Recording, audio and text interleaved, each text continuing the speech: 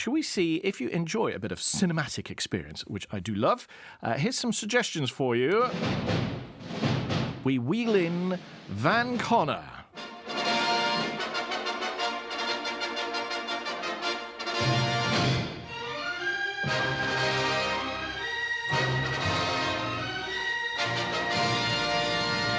Just imagine the big curtains pulling apart, Van, and there you are, stood on the stage in front of the cinema screen, ready to tell us all what you think about all the big movies. Before we get into the 3 films that you've got lined up for today, I must mention, so tonight is a big night if you're a James Bond fan, because at midnight, the song is going to be released for the new film. So No Time to Die, performed by Billie Eilish, written by her as well. And we've got to wait until tomorrow morning, basically, because I'm not staying up until midnight just for that. Are we excited?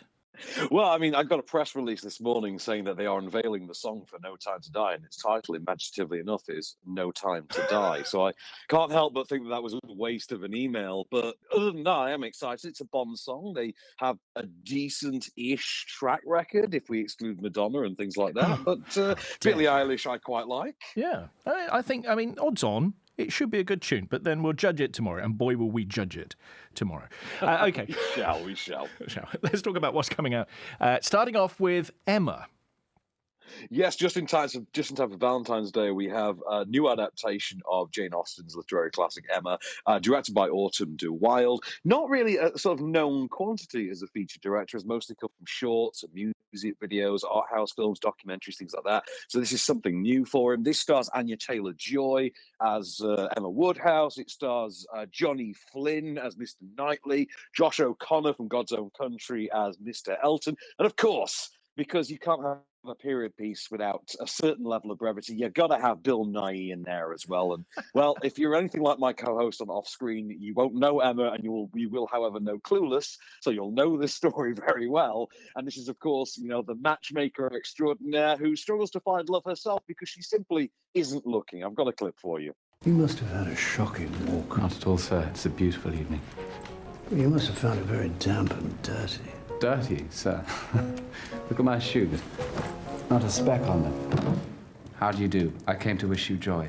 Joy? Oh, the wedding. It's a terrible day. So how did you all behave? Who cried the most?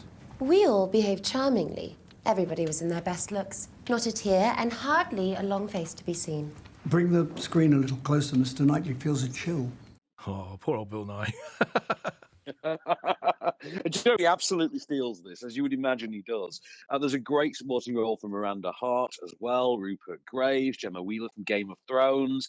There's a great cast in this, and the film works as well as it does largely because the cast imbue it with this sort of an almost contemporary naturalism, the naturalistic sensibility to it that does feel like, even though they've got classic kind of Jane Austen dialogue in there, that this is being spoken with today's language, with today's sort of inflections. Even though not a word of it has been changed, there's something of an attitude to it that at once feels current but still feels traditional at the same time. I think it's a great movie. Yeah, okay, let's quickly move on because we're running out of time. This film, I'm kind of looking forward to. It's getting better ratings than the Star Wars most recent movie. But anyway, we'll see. Sonic the Hedgehog.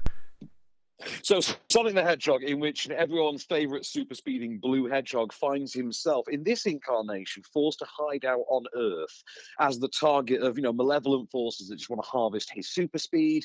He's trapped on Earth. He's separated from his magic rings, which in this incarnation allow him to travel from one point in the universe to another. And he has to go on a road trip with a small-town sheriff, played by James Marsden from the X-Men series, and recover his lost rings, but he's being pursued the whole way by none other than Dr. Robotnik, here an evil government scientist played by Jim Carrey. I've got a clip for you of Sonic hitching a ride. I'm wet, I'm cold, there's a fish on my head, and clearly I'm not going to be able to do this on my own. All right, get in the truck. Really? You're going to help me? I guess it is a little bit my fault that all this is happening to you. Not a little bit, entirely. It is entirely your fault. It's entirely my fault. Are you coming? Yes. Road trip? Whoop whoop! What am I doing?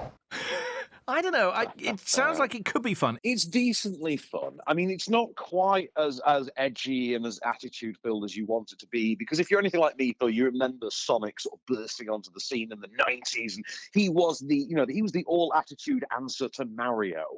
And with the film, what you get is something that's not entirely dissimilar from the movie Hop, which also weirdly starred James Marsden, had a similar setup where in that version it was the Easter Bunny in the voice of Russell Brand. Here you've got Sonic the Hedgehog in the voice of Ben Schwartz from Parks and Recreation. It's not bad. Jim Carrey steals it, as you would imagine he would. And, the visuals are great. There's a lot of energy to it. There's some pithy humor. But to be honest, it is kind of forgettable. It's one of those that, parents will just about enjoy. Kids will probably love.